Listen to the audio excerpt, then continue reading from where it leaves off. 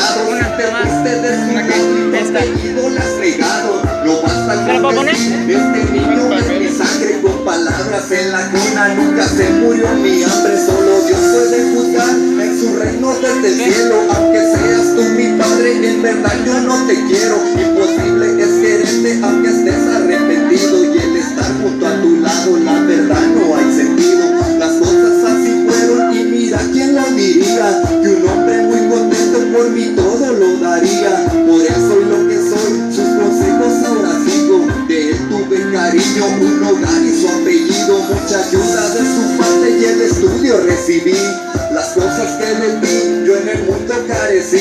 Fue muy duro este tiempo soportar tanto el engaño de ti, no haber tenido ni siquiera ni un regaño. Aún debo de aceptar que te debo la existencia y el haberme abandonado ahora pagas tu sentencia. Hoy no queda de otra y enfrentarme a lo que venga. Solo pido que si muero en su reino Dios me tenga. Pues los años van pasando y el tiempo más avanza. Aunque estuve un tiempo triste yo no pierdo la esperanza. Yo sé que triunfaré porque sé que lo merezco. Lo haré por una dama que mis triunfos agradezco. Esa dama es la mujer especial, maravillosa, mi madre y ese ángel que tuviste como esposa. Y yo soy aquel humano que en tu vientre le engendraste. Es el que dices que es tu hijo pero solo lo dejaste. No basta con decir que a un hijo has engendrado. Si te fuiste de tu lado, tu apellido lo has negado. No basta con decir este niño es mi sangre. Con palabras en la cuna nunca se murió mi hambre. Solo Dios puede juzgar en su reino desde el cielo. Aunque seas tú mi padre, en verdad yo no te quiero.